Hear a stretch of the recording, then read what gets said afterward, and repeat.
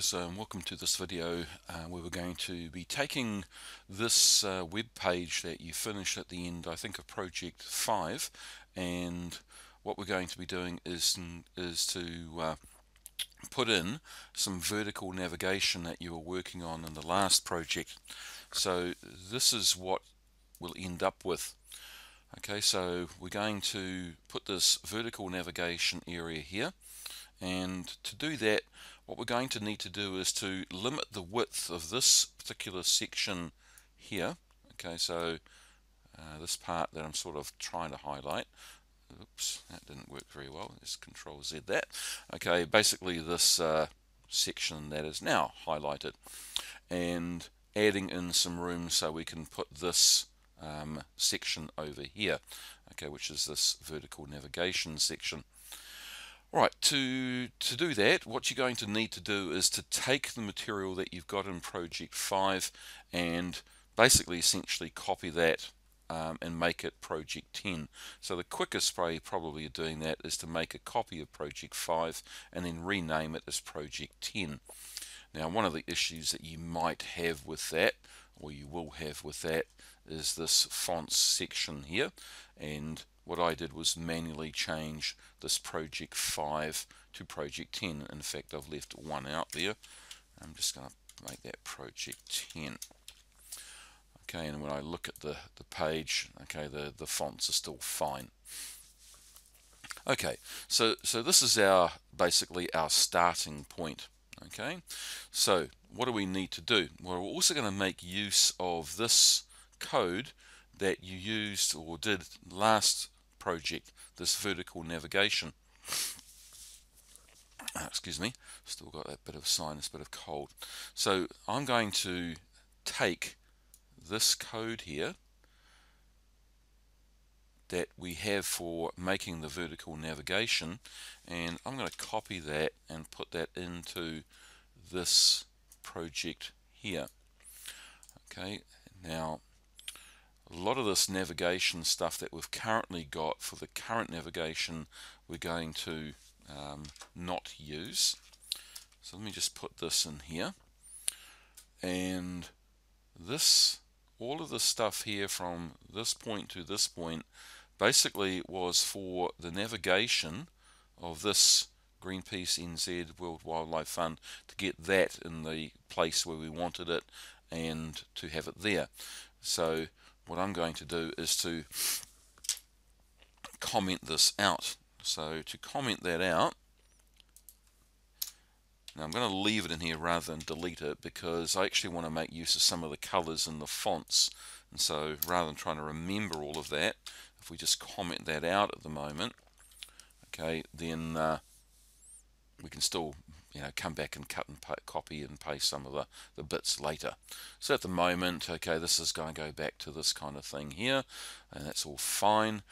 The other thing we want to do now in the body part here is I want to replace this nav with something called vertical or vert nav. So a nav section with a class of vert nav. So I'm going to zip back to our code here. Excuse me again for that sniffling. Copy that and zip back to our editor here, and then in the body part of the page I'm just going to paste that underneath the current nav, because I still want these links here. So I'm going to copy those and then put them in here in place of those two, and just tidy up the formatting of that just a little, like so. And then now I can delete this. So now our nav section is called nav still, but it has a class of vert nav, and this is the same styling that we used on the previous project. So if I save that page, in fact, let me just file, save as, okay, and rather than calling index completed, I'll call this vertical navigation Now, since I've already got one of those, I'll call that vertical navigation 1. I recommend you just call yours a vertical navigation. And I'm going to save that inside project 10.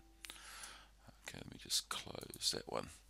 Excuse me guys, that was my email. I'll just close that so I don't get disturbed again with that pinging sound. Right, so how does this look now?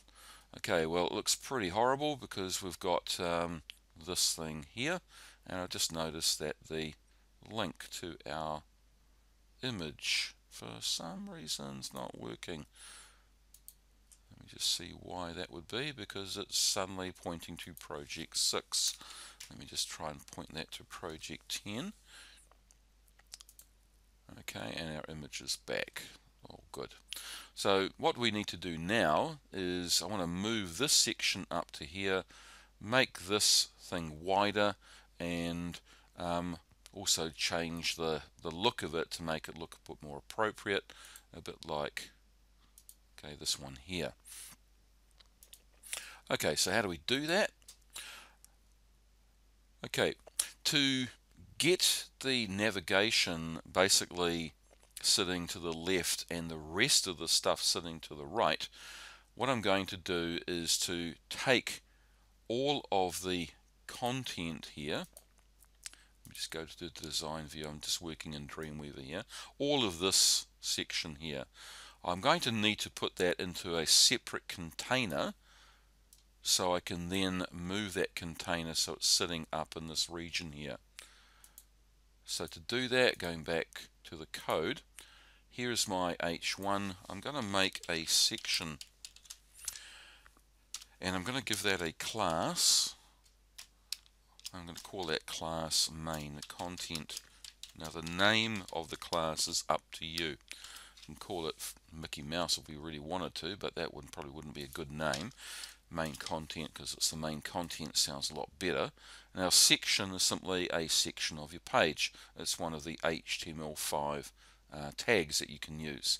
Now we need to close that section. Really important that we do that. And I want to close it before the wrapper. Now the wrapper contains everything. The section will just contain this main content. And I'm going to put a comment in here again, so that's a triangle bracket, exclamation dash dash. I'm going to call this end of main section, main content, sorry, section, and then dash dash triangle bracket to close the comment. Okay, reason why I'm going to do that is because now I can style this. So let's go up here and let's style this main section, or main content I should say. So main content, open curly bracket, close curly bracket. Not a lot we need to do here. We want to apply a width, and I'm going to make that width something like 78%. I'm going to put the width in percentages, so that if we did resize the page, then this should basically change as we resize. And the other thing I want to do is to apply a property called float. Now you've used float when you made the horizontal navigation. So essentially what we're doing is we're taking this section here, this greenhouse effect. What is the greenhouse effect? That whole main content section, and now I'm floating it to the right, you might notice. Now it is going to the right, and it is taking up 78% of the width of our wrapper essentially, but this here is still a block element, so it's still blocking this place here. So the way to get around that, like we did with images, is to float this as well. So we'll do that, and let's see what effect that has. So let's go back to our code. And what was that section called? Well, it was called VertNav. Now I've already got here a width of 100 pixels, so I've already got some code for this class. And I'm going to change that from pixels to percentages. Now we had 78%. I think I'm going to make this 20%. Okay, you don't want to have basically something going over 100. and you want a little bit of space between the two sections, the one that's going to be on the left and the one on the right. So this is 20, this one's 78, so that's 98%, gives 2% space between things. Okay, the margin on the left, 50. Don't really want to have that navigation moving in to the right, so I'm going to take that right out, but I will put some margin at the top. Once again, I think I'm going to change that from pixels to something like 5%. I'll just see how that looks, and now I'm going to float this to the left. Okay, and let's save that and have a look at it. Okay, not too bad, too much room at the top here, that top percentage, 5, too much, maybe 1%, we'll change that to in a sec. But that's not looking too bad. We do have our effectively two columns now, this left hand column for the navigation and the right hand column for our main content. Now we need to get rid of that top margin a bit and restyle this to make it look a lot more attractive. Okay, so let's change that to 1%. Have a quick look at that. Yeah, it's looking a lot better. Now, go back to the code. Now, some of the styling we used previously I'm going to reuse again. Okay, so this, the anchors had a color, they had a font family, font style, font weight, that was all pretty good.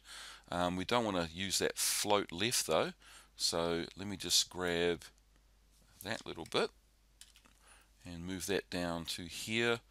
Now I've already got some font and a color, so I want to get rid of that and replace it.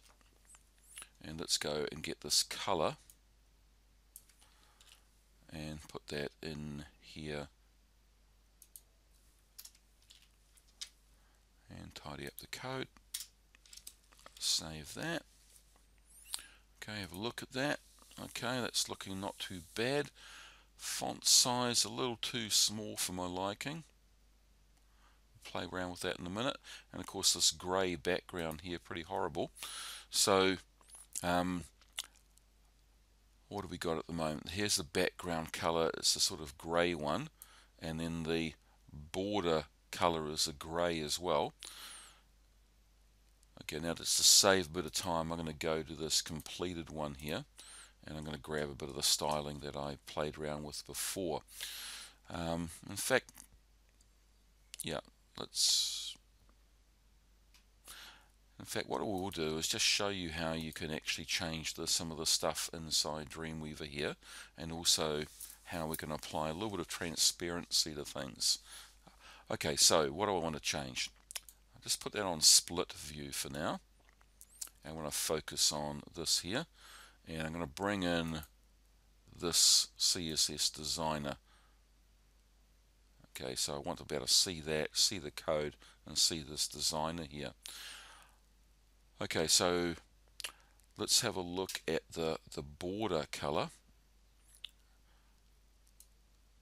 Okay, so at the moment we've got a separate color for the background, for the right border and the left border. Okay, let's change the background color for a start. Now if I click on the CSS designer, click on style here, and then back on this, see this is the rule that we're currently working with, and we might have all the style properties here. I'm just going to click on show set. Now this should actually come up with the color that we're currently using. For some reason it's not. Okay, so I'm going to actually change this to a green color. So let's move that to a green one. Okay, and notice I'm using this RGBA or hexadecimal code. Both would be fine for this. So I'm just going to leave that as the hex code at the moment and press enter. And that background color, why did you not change?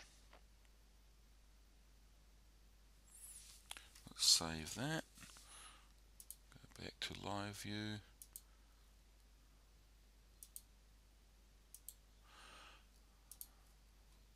Okay, not too sure why that grey background's not changing. Should have done.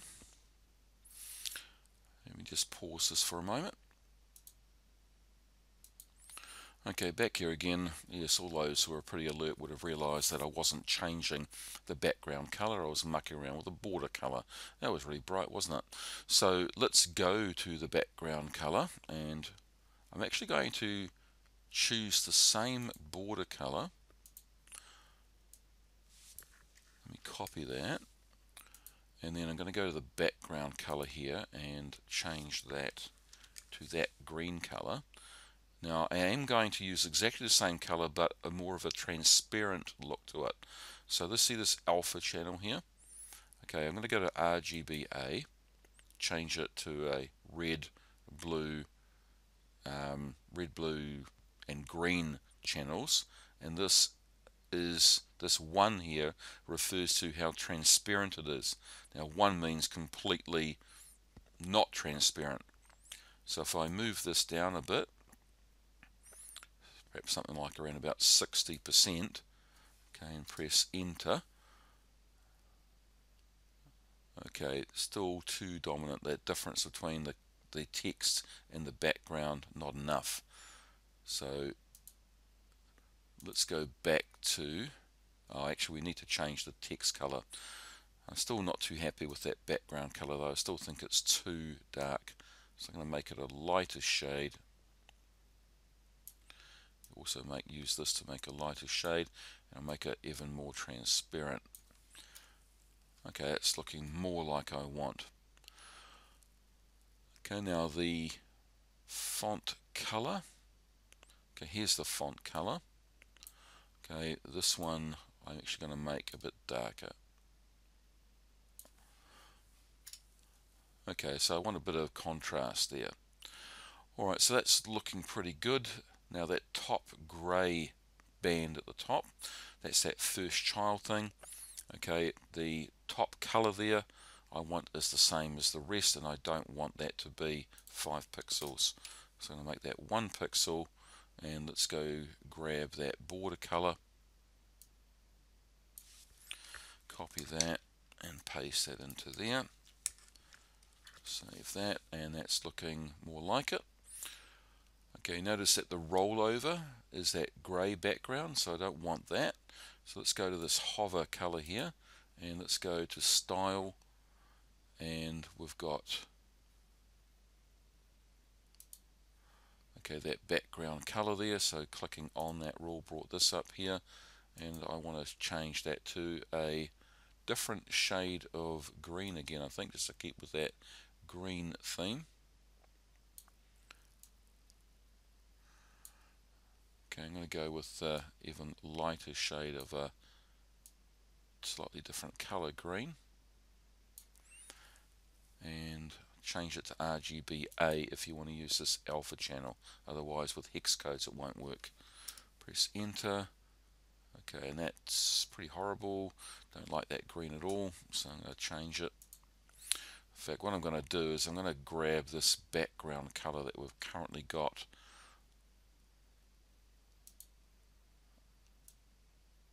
Let's copy that, put it here on the hover one, save that, and then let's go back into that rule, and I'm going to make that more transparent and a slightly lighter shade. Press enter, and yeah, that's more like the look I was looking for. Okay, I like subtlety, not in your face stuff. Okay, so that's good. Let's have a look at that in just live view. Okay, so here we have our vertical navigation on the left in a sort of column, and we have another column of our main content now. Let's save that, just test it in a browser. Okay, now I'll test it in Chrome for a start. Yeah, that's all working. Make sure the links work. Okay, so they do seem to be working okay. Yep, they're opening up those pages even though they're taking a while to open. That's good. And let's also test it in, let's have a look at Safari. Safari is a good one to test because it's basically what's used on a Mac. No, I don't want it to be my default browser. Okay, notice the font looks a little different, but other than that, still looking pretty good. Okay, so yeah, I'm happy with that. Alright guys, next project we'll have a look at trying to put the navigation underneath our image here, so it's sitting horizontally across here rather than vertically.